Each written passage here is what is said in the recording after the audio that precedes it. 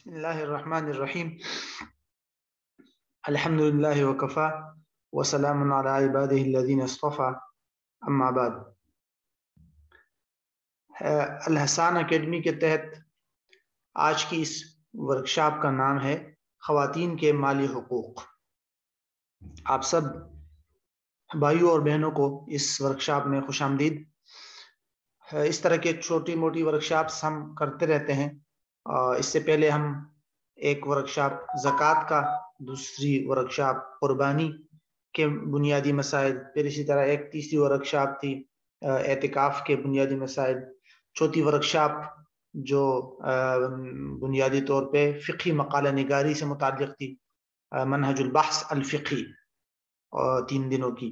तो ये तकरीबन 5वीं वर्कशॉप है, मुख्तसर सी सह रोज़ा 3 यौमिया, जिसमें ख़वातीन के माली हुकूक़ से मुताल्लिक़ चंद अहम पॉइंट्स और कुछ जिहाद की तरफ आपकी रहनुमाई की जाएगी। इस मौजू पर उलमा ने और आम मुहक्किकीन ने, दानिश्वरों ने बहुत कुछ लिखा है। हम बुनियादी तौर पर इस शरई नुक्ता नज़र से और फ़िक़ही नुक्ता नज़र से इस मौजू को थोड़ा सा देखेंगे, इस पर कुछ रोशनी डालेंगे। ख़वातीन के माली हुकूक़ के बारे में मुख्तलिफ हलक़ों से ये आवाज़ें उठती रहती हैं। क़ानूनदान हज़रात जो है, उनकी जानिब से भी कई दफ़ा ये ख्वाहिशात सामने आई कि इस्लाम ने ख़वातीन को जो माली एतबार से हुकूक़ दिए हैं, कुरान और हदीस और फ़िक़्ह इस्लामी की रोशनी में उनकी तफ़सीलात बताई जाए, सामने लाई जाए। बाज़ हालात में ख़वातीन का हक़ मीरास जो कम रखा गया है कुरान के अंदर या हदीस वग़ैरह में, शरीयत ने कुछ हालात में ख़वातीन का जो मीरास का हक़ कम रखा है, उसकी वजूहात क्या है। इसी तरह दीगर जो उनके माली हुकूक़ है, कसब माश और मुलाज़मत वग़ैरह के क्या बुनियादी ज़वाबित है। तो इस पर बहुत कुछ तफ़सीलात मौजूद है। और इस्लामिक फ़िक़्ह एकेडमी इंडिया, वहाँ से इस मौजू पे बाकायदा एक सेमिनार भी मुनाक़िद हुआ है और उन्होंने भी इस पर कुछ मक़ालात और कुछ तहक़ीक़ात लिखी हैं, जो उनकी वहाँ से छप भी चुकी है शायद। तो हम इस मौजू को शुरू करते हैं तो तक़सीम कर लेते हैं। हम इस मौजू को बुनियादी तौर पर हम अपने तौर पे देख लेते हैं कि इस जो ख़वातीन के माली हुकूक़ का मौजू है, इसको हम 6-7 पॉइंट में, 6-7 नुकात में तक़सीम कर सकते हैं।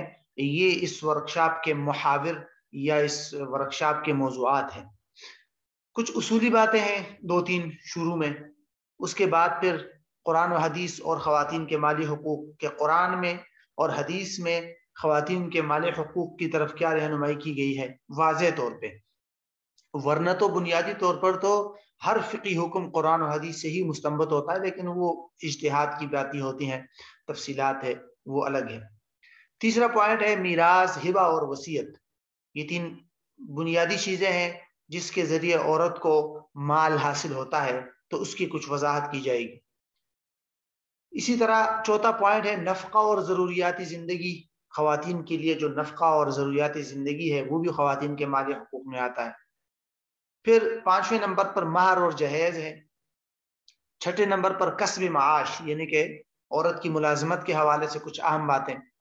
और 7वां पॉइंट या आखिरी पॉइंट हमारा है अमलाक में तसर्रुफ के, ख़वातीन अपने ममलूका चीज़ों में और अपने जो उनकी मिल्कियत में जो कुछ है, उसमें किस किस्म का इख्तियार रखती है और कैसे इख्तियार रखती है, किस चीज़ को कैसे खर्च कर सकती है। तो लिखने को और कहने को तो बहुत कुछ तफसीलात हैं, लेकिन इंशाअल्लाह हम कोशिश करते हैं कि उन तमाम तफसीलात को इन 6-7 नुकात में इसको मुकम्मल कर लें। अब हम तरतीबवार इनको देख लेते हैं, 1, 2, 3 करके। सबसे पहले हम कुछ उसूली बातें हैं जिनको जहन में रखना ज़रूरी है ख़वातीन के माली हुकूक़ के हवाले से। पहली बात तो यह है कि जिसको आप यूँ कह सकते हैं कि तकरीमी औरत, तकरीमी ख़वातीन और उनके इकराम یعنی قرآن و حدیث میں باقاعدہ عورت کو خطاب کر کے اس کے دینی اور دنیاوی حقوق اور ذمہ داریوں کا تذکرہ موجود ہے. ان المتصدقین والمتصدقات. تو باقاعدہ خواتین پر واضح طور پر جو ہے وہ موجود ہے تفصیلات، اور یعنی سمجھ لیجئے کہ واضح نصوص موجود ہے. اسی لیے عرب علماء جب اس کا تذکرہ کرتے ہیں تو وہ یوں کرتے ہیں کہ تکریم المرأة بالخطاب القرآنی، قرآنی خطاب کے ذریعے باقاعدہ عورت کو خطاب کر کے اس کو عزت بخشا گیا ہے. اور ایسا نہیں ہے کہ خواتین کو کوئی یعنی کہ مردوں سے کم تکریم یا انسانیت کے درجے میں ان کو کم رکھا گیا ہو، ایسا ہرگز نہیں ہے. بہرحال تو یہ پہلا ایک بنیادی پوائنٹ ہے. اگر ایک انسان قرآن و حدیث میں غور کرتا ہے تو وہاں سے صاف طور پہ معلوم ہوتا ہے کہ عورت کو بھی وہی درجہ اور اکرام دیا گیا ہے جو مرد کو دیا گیا ہے، اور اس کے دینی اور دنیاوی حقوق اسی طرح بیان کیے گئے ہیں جس طرح مرد کے لیے بیان کیے گئے. دوسری بات، قرآن و سنت کی تعلیمات کے مطابق عورت کو نصف انسانیت کا درجہ دیا گیا ہے. آگے جا کے ایک حدیث آئے گی، اس میں باقاعدہ واضح طور پر موجود ہے کہ ان النساء شقائق الرجال، کہ بھئی عورتیں بھی مرد ہی کی طرح ہے. ایسا نہیں ہے کہ مرد کوئی اور چیز ہے اور کوئی اور مخلوق ہے، بلکہ نصف انسانیت کا درجہ دیا گیا ہے کہ جس طرح مرد نصف انسانیت ہے تو عورت بھی نصف انسانیت ہے، اور دونوں نصف جب ملتے ہیں تب ہی انسانیت کی تکمیل ہوتی ہے. اور اسی لیے عورت اور مرد جو ہے یہ مل کے ہی خاندان اور امت اور انسانیت کی تکمیل و تحفظ کرتے ہیں. یہ بھی دوسری ایک بنیادی بات ہے.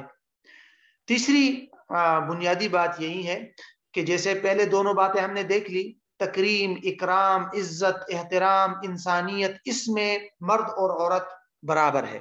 اسی طرح مالی حقوق میں بھی مرد اور عورت برابر ہے. آگے جا کے آپ دیکھیں گے یہ جو ایک شوشہ چھوڑا گیا ہے کہ عورت کو بہت ہی کم درجہ دیا گیا ہے، اس میں آپ دیکھیں گے کہ بہت ہی کم سچویشن اور بعض بہت کم حالات ایسے ہیں کہ جس میں کسی خاص وجوہات کی بنیاد پر عورت کا تھوڑا سا فرق رکھا گیا ہے مالی حقوق میں، ورنہ تو مالی حقوق میں مرد اور عورت کے میں عمومی طور پر یکسانیت موجود ہے. ہاں یہ الگ بات ہے کہ جب بات آتی ہے ذمہ داریوں کی تو جسمانی ساخت، قوت اور فطرت کے تقاضوں کی وجہ سے پھر ضروری بات ہے کہ اسلام نے ذمہ داریاں جو ہے وہ الگ الگ رکھی ہے. مرد کو کچھ الگ ذمہ داریاں سونپی ہے، عورت کو کچھ الگ ذمہ داریاں سونپی ہے، لیکن وہ بالکل الگ موضوع ہے، اس کو ہم یہاں نہیں چھیڑتے. اسی طرح یہ ایک دو فقہی باتیں ہیں. علماء یوں لکھتے ہیں کہ بھئی عورت کا ذمہ وہ بھی مرد کے ذمے کی طرح کامل ہے. مرد اور عورت دونوں کا ذمہ جو ہے وہ کامل ہے. ذمہ آپ جانتے ہیں ایک اصول فقہ کی ایک اصطلاح ہے، یہ لفظ، یہ جو ذمہ ہے. اور علماء جو ہے اصول فقہ کا جنہوں نے مطالعہ کیا ہو یا کچھ نہ کچھ پڑھا ہو تو وہ جانتے ہوں گے عمومی طور پر اس کا مطلب ہوتا ہے کہ ذمہ کس کو کہتے ہیں، یعنی جس میں انسان میں التزام اور الزام کی صلاحیت موجود ہو تو اس کو کہہ دیا جاتا ہے کہ اس کا ذمہ مکمل ہے. الزام اور التزام دونوں کی اس میں صلاحیت موجود ہو. الزام اور التزام، اس کو بعض علماء یوں بھی ذکر کرتے ہیں اصول الذمہ اور خصوم الذمہ. یہ دو چیزیں جس انسان کے اندر موجود ہو تو اس کا ذمہ کامل ہوتا ہے. ذمہ کا مطلب ہوتا ہے ذمہ داری، اہلیت، اور عورت کے اندر یہ ذمہ داری، اہلیت بالکل مرد کی طرح کامل ہے. عورت میں بھی الزام اور التزام کی مکمل صلاحیت موجود ہے جس طرح مرد میں ہے. الزام کا مطلب ہوتا ہے کہ انسان کے حقوق دوسروں پر لازم ہو جائے، تو عورت کے بہت سارے حقوق ہیں جو دوسروں پر لازم ہو رہے ہیں. اور التزام کا مطلب ہوتا ہے کہ ایک انسان کے اوپر جو حقوق لازم ہو، یا ایک انسان خود اپنے اوپر کچھ حقوق کو لازم کرے. مثلا عورت پر بھی کچھ حقوق لازم ہے، خود عورت نے اگر کچھ حقوق اپنے اوپر لازم کر دیے، منت مان لی، یا جو ہے کوئی اور صدقہ وہ کر لیا، یا زکوٰۃ کا وجوب ہو گیا وغیرہ وغیرہ، تو اس کو یہ سارے التزامات میں آتے ہیں۔ تو الزام اور التزام یہ جو دو بنیادی عناصر ہے ذمہ کے، یہ بھی عورت میں کامل درجے میں موجود ہے۔ اصول فقہ کی باقاعدہ ایک بہت اہم بحث ہے، وہاں اگر آپ دیکھیں گے تو وہاں سے پتہ چل جائے گا کہ عورت کے اندر بھی ذمہ مالیہ کے جو عناصر ہے دو بنیادی، وہ عورت کے اندر بھی اسی طرح ہے جس طرح کے مرد کے اندر ہے۔ اسی طرح یہ بھی ایک پوائنٹ ہے اصولی باتوں میں سے، آخری پوائنٹ سمجھ لیجئے اس کو، کہ عورت کی ملکیت جو ہے وہ ایک مستقل ملکیت ہے۔ یہ ایسا نہیں کہا جا سکتا کہ عورت کا مال اس کے والد کا ہے یا عورت کا مال شوہر کا ہے، ہرگز نہیں۔ عورت کی مستقل الگ ملکیت ہے۔ یہی وجہ ہے کہ شوہر عورت کی اجازت کے بغیر عورت کا مال نہیں لے سکتا۔ قربانی اگر عورت کے ذمہ لازم ہے تو وہ عورت کی ذمہ داری ہے کیونکہ اس کی ملکیت مستقل ہے۔ زکوٰۃ اگر لازم ہے تو وہ عورت کی ذمہ داری ہے اپنی، اس کا شوہر کا اس کا کوئی تعلق نہیں ہے، وہ ادا کرتا ہے اس کی اجازت سے، وہ الگ باتیں ہیں۔ لیکن یہ مستقل ملکیت مستقلہ جس کو کہتے ہیں، یہ عورت کی بالکل الگ ہے۔ یعنی آپ آسان الفاظ میں یوں کہہ سکتے ہیں کہ ہر ایک انسان کی ملکیت یا ہر انسان دوسرے انسان کے لیے جس طرح اجنبی ہوتا ہے نا، اجنبی یہ معنی کہ ایک انسان کے لیے دوسرے انسان کے ملکیت میں اور اس کے مملوکہ چیزوں میں کوئی کام کرنا، تصرف کرنا، عمل کرنا جائز نہیں ہوتا، ایسے ہی عورت کی ملکیت مستقل ہے۔ اس عورت کی ملکیت اور مملوکہ چیزوں میں کسی بھی مرد کے لیے، خواہ وہ شوہر ہے، بیٹا ہے، باپ ہے، کوئی بھی ہے، اس عورت کی ملکیت میں اور اس کی مملوکہ چیزوں میں عورت کی اجازت کے بغیر تصرف وغیرہ کرنا، اس کو لے کر استعمال کرنا، یہ جائز نہیں ہے۔ ٹھیک ہے؟ تو عورت کی ملکیت بھی ایک ملکیت مستقلہ ہے۔ یہ چند باتیں ہیں جو عمومی طور پر آپ کو معلوم ہی ہوگی اور فقہ ہی سے لی گئی ہے یہ ساری باتیں تقریباً، تو اس لیے اس میں مزید تفصیلات کی ضرورت نہیں ہے۔ یہ کچھ اصولی باتیں تھی۔ اس کے بعد یہاں سے دیکھ لیجئے کہ قرآن و حدیث اور خواتین کے مالی حقوق، یہ دیکھیے ہمارا جو دوسرا عنوان تھا وہ ہے قرآن و حدیث اور خواتین کے مالی حقوق۔ بنیادی طور پر یہاں کیا دیکھنا ہے کہ خواتین کے مالی حقوق کا تذکرہ قرآن میں بھی موجود ہے، احادیث میں بھی موجود ہے۔ چند آیات کو ہم دیکھ لیتے ہیں، ورنہ ایسی آیات بہت ساری ہے جس میں خواتین کو باقاعدہ خطاب کیا گیا ہے، لیکن جو عورت کے مالیت اور مالی حقوق سے متعلق جو آیات ہے نا، اس پر باقاعدہ ایک مستقل تھیسس لکھا جا سکتا ہے کہ قرآن و حدیث میں عورت کے یعنی الحقوق المالیہ للمرأة فی ضوء القرآن والسنہ، اس طرح کر کے، تو اس پر باقاعدہ ایک تھیسس بھی لکھا جا سکتا ہے، اور یہ بڑا اہم موضوع ہے۔ جب آپ غور کریں گے تو یہ دو باتیں پہلے دیکھ لیجئے کہ پہلی بات تو یہ ہے نا کہ جب آپ غور کریں گے تو قرآن کے اندر 10 سے زائد ایسی صورتیں ہیں جس میں خواتین کے مالی حقوق کا تذکرہ ہے کہ بھئی میراث میں ان کو یہ دیا جائے، وصیت کا یہ ہوگا، اس طرح کر کے ان کے نان نفقہ کا یہ ہوگا، شوہر پر اس کے جو ہے خرچے وغیرہ کے حکم یہ ہے، وغیرہ وغیرہ۔ ٹھیک ہے؟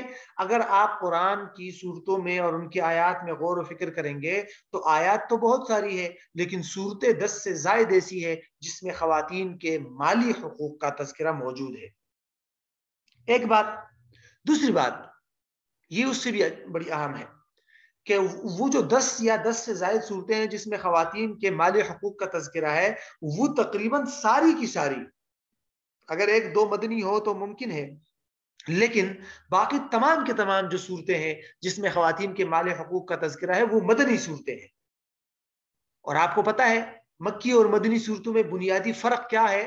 یعنی ویسے تو فروق ہے، لیکن ان کے مضامین میں اور ان کے مقاصد میں کیا فرق ہے کہ مکی صورتوں کے اندر خصوصی طور پر عقائد اور ان چیزوں کا تذکرہ تھا، لوگوں کو اسلام کی طرف دینا، دعوت اور عقائد وغیرہ، کیونکہ وہ اسلام کی ابتدا تھی اور اس وقت احکامات نازل نہیں ہوئے تھے۔ لیکن مدنی جو صورتیں ہیں اس میں عمومی طور پر ان صورتوں کے مضامین اور ان صورتوں کا تعلق خاص کر احکام کے ساتھ ہے، فرائض کے ساتھ ہے، حقوق کے ساتھ ہے، خاندان اور امت کی تکمیل کے ساتھ ہے۔ تو اس سے ایک معاشرہ جوڑنا مقصود تھا پھر مدنی صورتوں میں. عقائد کا تذکرہ تو مکہ کے اندر خصوصی طور پر ہو گیا تھا، تقریباً باتیں ہو گئی تھی. تو اب جو تھا وہ امت کی تکمیل تھی اور امت کو جو ہے احکام بتانے تھے، امت کو ایک دوسرے کے حقوق بتانے تھے. تو اگر آپ غور کریں گے تو ان تمام صورتوں کا تعلق مدنی صورتوں کے ساتھ ہے. اس سے بھی معلوم ہوتا ہے کہ عورت کے مال حقوق کی طرف کتنی یعنی توجہ دی گئی ہے. ٹھیک ہے، تو یہ بھی ایک بڑا اہم نقطہ ہے. آیات اگر آپ دیکھ لیں، چند آیات ہیں. مثلا قرآن مجید کی ایک آیت یوں ہے کہ عام حالات میں، یعنی اس ایک آیت کا مفہوم ہے نا کہ عام حالات میں شوہر کے لیے طلاق کے بدلے بیوی سے مہر یا مال کا مطالبہ کرنا جائز ناجائز ہے. ہاں، بیوی مالی معاوضہ دے کر شوہر سے طلاق کا مطالبہ کرے تو کر سکتی ہے نا. قرآن مجید کہ فَإِنْ خِفْتُمْ أَلَّا يُقِيمَا حُدُودَ اللَّهِ فَلَا جُنَاحَ عَلَيْهِمَا فِي مَا افْتَدَتْ بِهِ. ٹھیک ہے، تو یہ ہے کہ بھئی اگر ایک مرتبہ آپ مال دے چکے ہیں تو پھر اس سے مہر بطور مہر تو بیوی کو تو اس سے واپس نہیں لے سکتے آپ. ہاں، بیوی خود آپ کو کہے اور آپ سے خلا کا مطالبہ کرے، آپ کو کہے کہ میں آپ کو اتنے پیسے دیتی ہوں اور مجھے طلاق دے دے، تو وہ الگ بات ہے. وہ اپنی مرضی سے اگر دینا چاہے تو دے سکتی ہے. ٹھیک ہے، یہ سورہ بقرہ کی آیت نمبر 229 کے اندر یہ بات موجود ہے. باقی تفصیلات آپ تفسیر کی کتابوں میں دیکھ سکتے ہیں. یہاں صرف ایک ہلکی سی ان آیات کی طرف جو ہے وہ اشارہ کرنا ہے. اسی طرح بچے کو دودھ پلانے والی عورت کا نان و نفقہ اور اس کے کپڑے وغیرہ، وعلی المولود لہ رزقہن وکسوتہن، کہ شوہر پر ہی اس عورت کا جو ہے وہ نان و نفقہ لازم ہے. اگر بیوی ہے تو بیوی ہونے کی وجہ سے، اور اگر اس کو طلاق دی ہوئی ہے اور وہ مطلقہ ہو کر بھی اس بچے کو دودھ پلا رہی ہے تو پھر تو اس کو باقاعدہ آپ نے گویا کہ نوکری پر رکھا ہے نا. تو اس کو اس دودھ پلانے کی بنیاد پر آپ اس کو خرچہ بھی دیں گے اور کھانے پینے کا، اس کے کپڑے وغیرہ کا بھی ذمہ داری ہے. اسی طرح مطلقہ کا جو نفقہ ہے قرآن مجید کے اندر موجود ہے نا، وَلِلْمُطَلَّقَاتِ مَتَاعٌ بِالْمَعْرُوفِ حَقًّا عَلَى الْمُتَّقِينَ. ٹھیک ہے کہ بھئی مطلقہ عورت کا جو عدت کا نفقہ ہے، عدت کا، وہ بھی شوہر کی ذمہ داری ہے. اور اس کو جو متع دیا جاتا ہے، متع وہ والا معنی نہیں ہے جو شیعہ لیتے ہیں، یہاں الگ مطلب ہے کہ اس کو جو مال وغیرہ دے کر رخصت کیا جاتا ہے وہ بھی شوہر کی ذمہ داری ہے.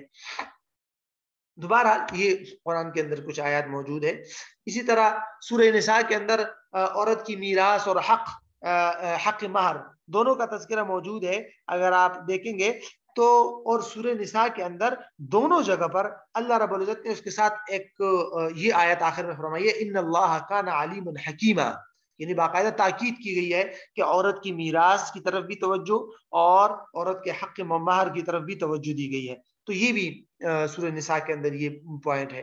اسی طرح یہ جہاں جہاں آپ دیکھیں گے تو عورت اور مرد کے دونوں کے حقوق مالیہ کو الگ الگ بیان کیا گیا ہے. مرد اور عورت دونوں کے حقوق مالیہ کو الگ الگ بیان کیا گیا. وہ ہے نا، للرجال نصیب مما ترک الوالدان والاقربون وللنساء نصیب مما ترک الوالدان والاقربون، ہے کہ نہیں؟ عورت کے حصے کا الگ تذکرہ ہے، مرد کے حصے کا الگ تذکرہ ہے.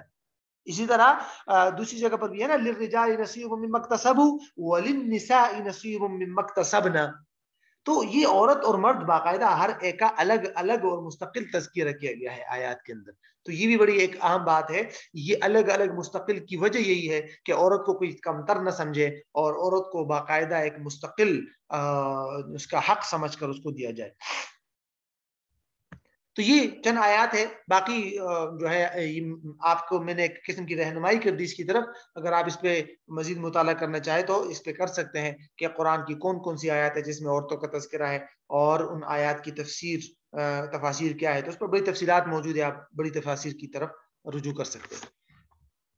احادیث کی طرف آتے ہیں تو ویسے تو احادیث بہت ساری ہے. یہ 2-3 احادیث ہے اہمیت کے لیے، صرف اس کو ذہن میں رکھ لیجئے کہ خواتین کے مالی حقوق کی طرف. ایک تو ایک عمومی حدیث ہے جس کو امام ترمذی رحمہ اللہ نے ذکر کیا ہے کہ ان النساء شقائق الرجال. شقائق شقیقہ کو کہتے ہیں نا، شقیق حقیقی بھائی کو کہتے ہیں، یعنی جو اصل حقیقی ہو. لیکن یہاں اس کا مطلب ہے کہ بھئی عورتیں بھی مرد ہی کی طرح ہے، یعنی دونوں ایک ہی ہے، بذات خود دونوں میں کوئی فرق نہیں ہے. اگر آپ اس میں غور کریں اور اس کی تشریحات آپ دیکھیں گے تو وہاں آپ یہی معلوم ہوگا کہ احکامات میں اور مالی حقوق میں مرد اور عورت میں کوئی خاص فرق نہیں، تکریمی انسانیت میں اور اس عزت و احترام میں عورت اور مرد میں کوئی فرق نہیں ہے. ہاں ذمہ داریوں کی بات ہے وہ الگ ہے، پھر اس میں پھر تقسیمات موجود ہے، لیکن عمومی طور پر احکامات میں اور مالی حقوق میں مرد اور عورت میں کوئی فرق نہیں ہے. اسی طرح سنن نسائی کی ایک حدیث ہے جس میں آپ صلی اللہ علیہ وسلم نے باقاعدہ دو یعنی انسانوں کے حقوق، دو ضعیف یعنی انسانوں کے حقوق کی ادائیگی کی طرف جو ہے وہ بڑی تاکید فرمائی ہے. فرماتے ہیں اللہ، آپ صلی اللہ علیہ وسلم نے فرمایا اللہم انی احرج حق الضعیفین الیتیم والمرأہ. کیا فرماتے ہیں؟ یا اللہ میں لوگوں کو دو ضعیفوں کے حق سے بہت ڈراتا ہوں. احرج یہاں ڈرانے کے معنی میں، اخوف کہ میں لوگوں کو دو ضعیف لوگوں کے حقوق کے بارے میں بہت ڈراتا ہوں، اور وہ ہے یتیم اور عورت، کہ ان کے حقوق کو ادا کیا جائے. اور آج کل اس کا بالکل برعکس ہو رہا ہے. تو بہرحال ایک یہ حدیث بھی موجود ہے. اسی طرح اور بھی اس طرح بہت سارے حدیث موجود ہے. یہ دیکھیے ایک اور حدیث ہے، امام مسلم رحمہ اللہ نے اس کا ذکر کیا ہے کہ اذا اعطى الله احدكم خيرا فليبدا بنفسه واهل بيته، کہ جب تم میں سے اللہ رب العزت کسی کو خیر دے دے، خیر کا مطلب ہے یعنی مال دولت، تو اس کو چاہیے کہ اپنے اور اپنے اہل و عیال سے ہی ابتدا کرے. ایسا نہیں ہے کہ خود اور اہل و عیال جو ہے وہ بھوک سی مر رہے ہیں اور یہ صاحب جو ہے وہ سارا اور لوگوں پہ صدقات کر رہے ہیں. تو نہیں، اصل صدقہ اور ابتدا ہی اپنے سے، اپنے اہل و عیال سے، پھر قریبی رشتہ داروں سے، پھر جا کے دوسرے لوگوں کا حق بنتا ہے. تو بہرحال یہ کچھ احادیث ہے، صرف اہمیت کے لیے میں نے اس کا تذکرہ کر دیا. باقی جو ہے اس پہ مزید تفصیلات جو ہے وہ آپ دیکھ سکتے ہیں. اچھا، یہ تو بنیادی طور پر ایک دو پوائنٹ تھے پہلے. پہلا پوائنٹ تھا ہمارا چند اصولی باتیں، اور جو دوسری پوائنٹ تھا ہمارا دوسرا قرآن و حدیث میں خواتین کے مالی حقوق. ٹھیک ہے، باقی جو ساتوں پوائنٹ ہے، یہ باقی جو 5 پوائنٹ تھے 7 میں سے، وہ آپ کے سامنے موجود ہے. ان کو ہم سورس آف ویلتھ کہہ سکتے ہیں، یعنی خواتین کے اموال کے مآخذ اور خواتین کے مالی حقوق کے سورسز، ماخذ کہاں سے. تو اس کو اگر آپ تقسیم کرنا چاہیں نا تو ان 5 پوائنٹ میں تقسیم کر سکتے ہیں.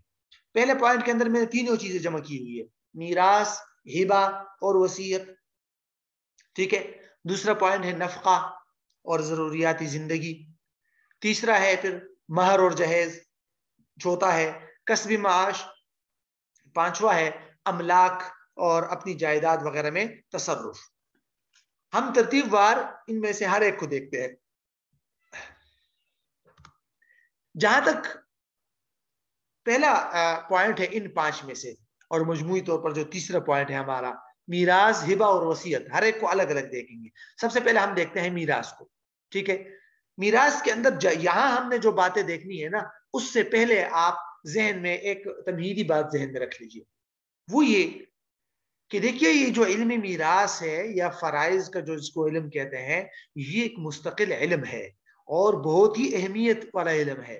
اور یہ ایسے اصول و ضوابط ہیں کہ جن کے ذریعے انسان جو ہے وہ کسی بھی مرحوم شخص کے ورثاء کو معلوم کر کے اور ان کے حصوں کو معلوم کر کے شرعی اصولوں کے مطابق ان کو حصہ دے دیتا ہے. تو وہ ان اصول و ضوابط کا نام ہے میراث. اب میراث ممکن ہے آپ میں سے کچھ لوگوں نے نہ پڑھی ہو. یہ ایک ایسا مستقل فن ہے جو 3-4 مہینے میں بھی انسان مشکل سے سیکھ پاتا ہے. ٹھیک ہے، کم از کم 2-3 مہینے تو پھر بھی ضروری ہوتے ہیں اس کے لیے. یہاں ہم علم میراث نہیں پڑھائیں گے آپ کو. یہاں علم میراث کے اندر خواتین کے حقوق سے متعلق چند اہم باتیں آپ کو بتانا مقصود ہے. آپ کو مکمل فنی میراث نہیں پڑھانا. اگر مکمل فنی میراث پڑھنا ہے تو وہ پھر کوئی اور کورس کی ضرورت پڑے گی، وہ ایک تفصیلی بحث ہے.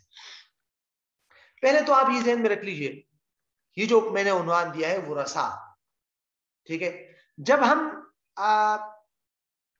ورثاء کا تذکرہ کرتے ہیں یا جب ہم جو ہے فنی میراث کے اندر ورثاء کو معلوم کرتے ہیں کہ بھئی ورثاء کون ہے، کسی مرحوم شخص کے ورثاء کون ہے.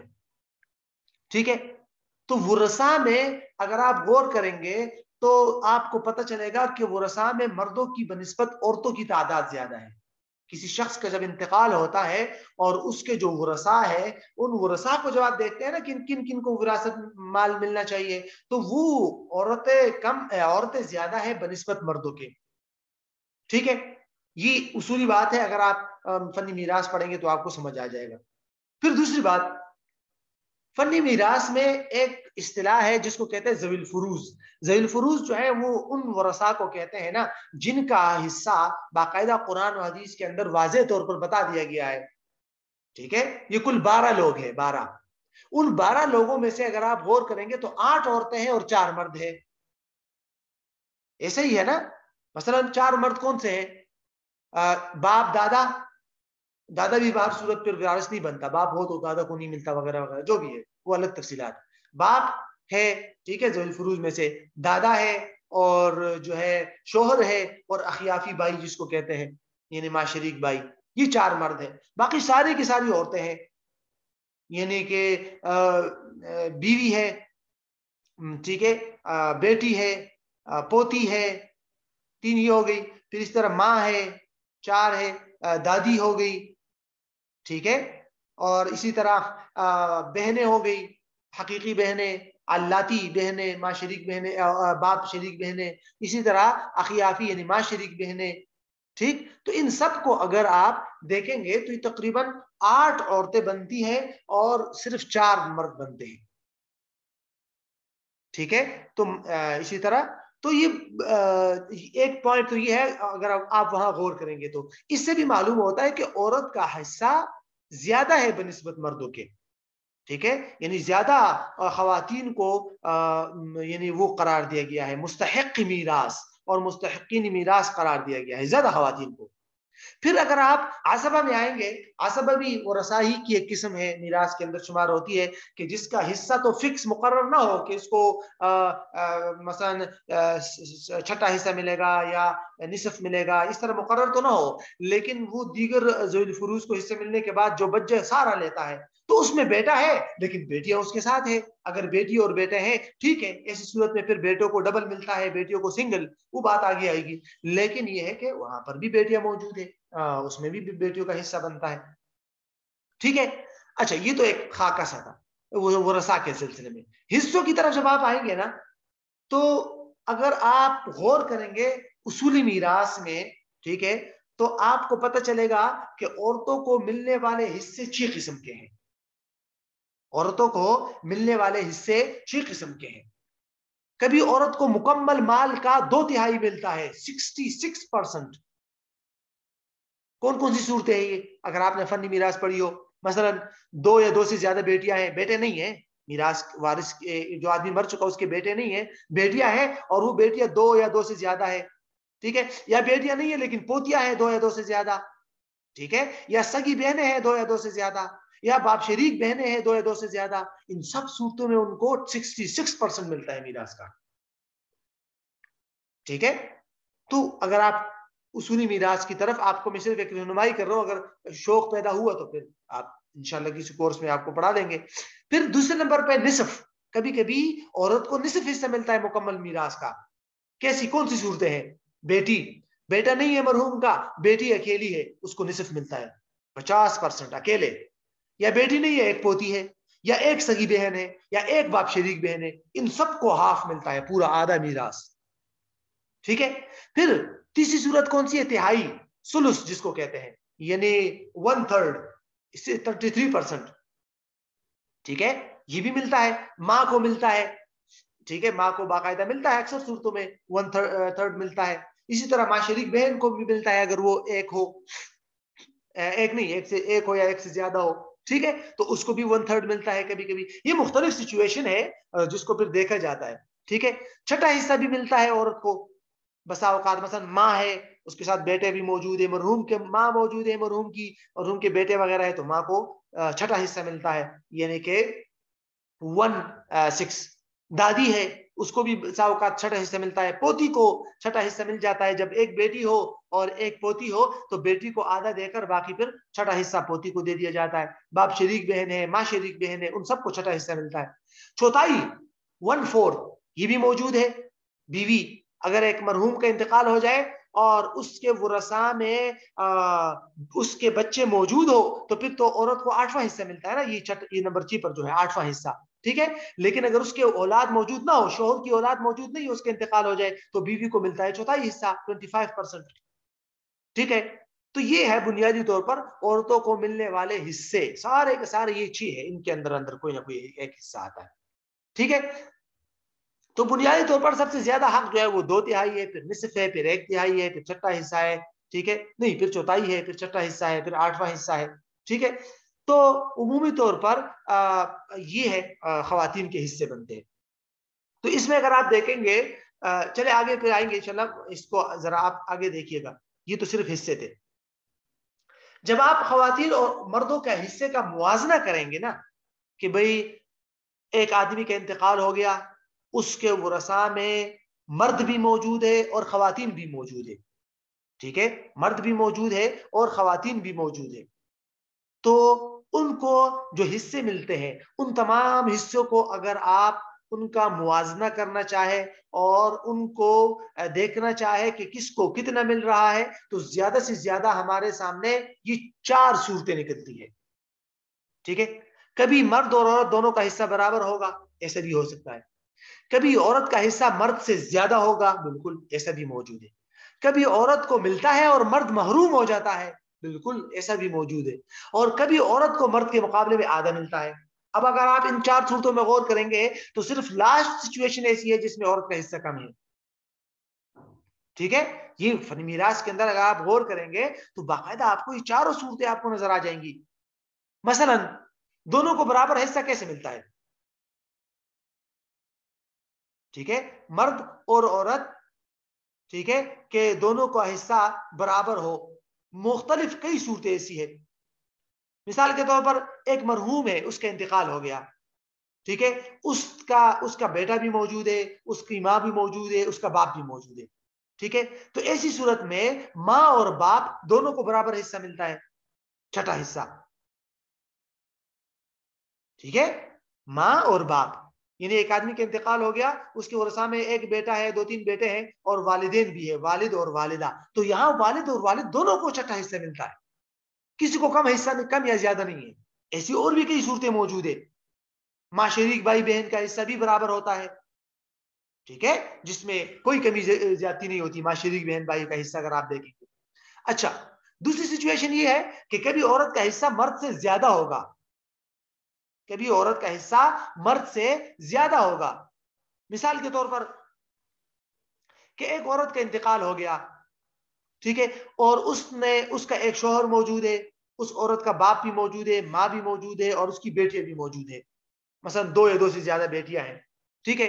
تو ایسی صورت میں بیٹیوں کو زیادہ حصہ ملتا ہے اور باپ کو کم حصہ ملتا ہے, شوہر کو بھی کم حصہ ملتا ہے. مثلا میں آپ کو ایک مثال دیتا ہوں. ایک شوہر کا انتقال ہو گیا, نہیں عورت کا انتقال ہو گیا, اس کا ایک شوہر ہے, والد صاحب ہے, والدہ ہے اور 2 بیٹیاں ہیں, ٹھیک ہے. ایسی صورت میں شوہر کو ملتا ہے 4واں حصہ یعنی 25%, ٹھیک ہے. ماں باپ کو ملتا ہے 6واں حصہ اور بیٹیوں کو ملتا ہے 66%. کتنا ملتا ہے, یعنی بیٹیوں کو ملتا ہے کل مالی میراث کا یعنی 2/3, 66% ملتا ہے. یہاں شوہر اور باپ دونوں کو کم حصہ ملا ہے اور بیٹیوں کو زیادہ حصہ ملا ہے. تو ایسی بھی سچویشن اور بھی موجود ہے جہاں پر عورت کا حصہ مرد کے حصے سے زیادہ ہو جاتا ہے. تیسری سچویشن یہ ہے کہ عورت کو ملتا ہے اور مرد محروم ہو جاتا ہے. ایسی بھی صورتیں موجود ہے, صرف عورت وارث ہوتی ہے, حالانکہ مرد زندہ ہوتا ہے لیکن وہ محروم ہو جاتا ہے. مثال کے طور پر کہ ایک عورت ہے, اس کا انتقال ہو گیا, اس کا شوہر ہے, باپ ہے, ماں ہے, بیٹی ہے, پوتی وغیرہ کو چھوڑا ہوا ہے, ٹھیک ہے, پوتے بھی ہیں اور ٹھیک ہے. تو ایسی صورت میں علماء نے یعنی اگر آپ دیکھیں گے تو پوتی کے بجائے یعنی ایک صورت ہے نا, مثال کے طور پر ایک عورت کا انتقال ہو گیا, اس کا شوہر ہے, ماں باپ ہے, بیٹی ہے اور پوتی. تو اگر اس صورت میں بیٹی ایک ہو تو اس کو آدھا حصہ ملتا ہے اور پوتی کو چھٹا حصہ ملتا ہے، ٹھیک ہے، اس سچویشن میں. لیکن اسی سچویشن میں اگر پوتی کے بجائے پوتا ہو اس کو کچھ نہیں ملتا، وہ محروم ہوتا ہے. یعنی جو میں نے سچویشن آپ کو بتائی کہ ایک عورت کا انتقال ہو گیا، ٹھیک ہے، اس کا شوہر موجود ہے، اس عورت کے ماں باپ موجود ہے، اور اس کی جو ہے ایک بیٹی موجود ہے، ٹھیک ہے، تو اور اس کے ساتھ اگر پوتی ہوئی تو اس کو میراث ملے گا چھٹا حصہ. لیکن اگر پوتی نہیں ہے بلکہ پوتا ہے تو پھر اس کو کچھ نہیں ملتا. ٹھیک ہے، اور بھی اس طرح کی کئی سچویشن ہے آپ کو مل جائیں گے اگر آپ میراث میں سرچ کریں گے نا، فنی میراث کے اندر. ٹھیک ہے، بہنوں بھائیوں کی سچویشن بھی ایسے آ جاتی ہے کہ جہاں پر عورت کو ملتا ہے مرد محروم ہو جاتا ہے. بہت ساری آپ کو اس کی مثالیں مل جائے گی. یہاں آپ کو صرف اس کی مثالیں بتانی ہے تاکہ آپ کو معلوم ہو جائے کہ عورت کا میراث میں کتنی اہمیت ہے حصے میں. کبھی عورت کو مرد کے مقابلے میں آدھا ملتا ہے، ہاں یہ موجود ہے. اگر آپ غور کریں گے تو اس نیچے والے پوائنٹ کی طرف آئیے، یہ جو چوتھی صورت ہے اسی کی تفصیل ہے آگے، کہ عورت کو مرد کے مقابلے میں جو آدھا حصہ ملتا ہے اس کی صرف اور صرف میراث میں 3 سچویشن ہے. 3 صورتیں ایسی ہیں جس میں عورت کو مرد کے مقابلے میں آدھا حصہ ملتا ہے. 3. ایک ہے کہ ایک آدمی کا انتقال ہو گیا اور اس کی بیٹی اور بیٹا موجود ہے، تو یہاں بیٹی اور بیٹیوں میں جو ہے وہ کیا ہوتا ہے، للذکر مثل حظ الانثیین. قرآن کے اندر جو قاعدہ بیان کیا گیا ہے کہ بیٹے کو ڈبل اور بیٹی کو آدھا حصہ دیا جائے گا. ٹھیک ہے، اسی طرح دوسری سچویشن ہے کہ مرحوم کے حقیقی بھائی اور حقیقی بہن اگر کہیں وارث بنتے ہیں حقیقی بہن بھائی، تو وہاں حقیقی بھائی کو حقیقی بہن کے مقابلے میں ڈبل حصہ ملتا ہے. ٹھیک ہے، پھر تیسری سچویشن ہے مرحوم کا والد اور والدہ. مرحوم کے والد اور والدہ کو اگر میت کی اولاد موجود ہو تو ان کو تو برابر ملتا ہے، لیکن صرف ایک سچویشن ہے کہ مرحوم کی اولاد موجود نہ ہو اور والد اور والدہ ہو، تو وہاں والد کو زیادہ ملتا ہے اور والدہ کو کم ملتا ہے. والد عصبہ ہو جاتا ہے، سارا مال لے لیتا ہے، اور والدہ کو کم حصہ ملتا ہے. تو صرف یہ 3 سچویشن ایسی ہے کہ جس میں عورت کا حصہ مرد کے حصے کے مقابلے میں کیا ہے، آدھا ہے. ٹھیک ہے، اور اس کی بھی خاص وجوہات موجود ہے، یعنی کہ کیوں ان 3 سچویشن کے اندر بھی کیوں ایسی وجہ ہے کہ جس میں بیٹے کو بیٹی کے مقابلے میں دگنا حصہ دے دیا گیا. ویسے تو اس پر بہت ساری تفصیلات موجود ہے، عقلی بہت ساری ریزن آ جائے گی، لیکن جو بنیادی نقطہ ہے نا وہ یہ ہے کہ دیکھیے شریعت کے یہ اصول ہے 2، یہ اکثر جگہ پر اپلائی ہوتے ہیں کہ الخراج بالزمان یا الغنم بالغرم. کیا ہے کہ نفع جو ہے وہ ذمہ داری کے بدلے ملتا ہے. جتنی آپ کی ذمہ داری بڑھے گی اتنی شریعت نے آپ کو نفع پہنچا ہے، جتنی آپ کی ذمہ داریاں زیادہ ہے اتنا شریعت نے آپ کو مالی حق زیادہ دیا ہے. اگر آپ ذمہ داریوں کو دیکھیں گے، مالی ذمہ داریوں کی بات کر رہا ہوں، ویسے عام ذمہ داریاں نہیں، مالی ذمہ داریوں کی بات، تو مالی ذمہ داریاں یعنی مرد کی عورت کے مقابلے میں زیادہ ہے، خاص طور پر بیٹے اور بیٹی کی بات آ جائے، بہن بھائی کی یا اس طرح. وجہ یہ ہے کہ مرد پر بیوی بچوں کا خرچہ ہے لیکن بیوی پر اپنے بچوں یا مرد شوہر کا خرچہ نہیں ہے.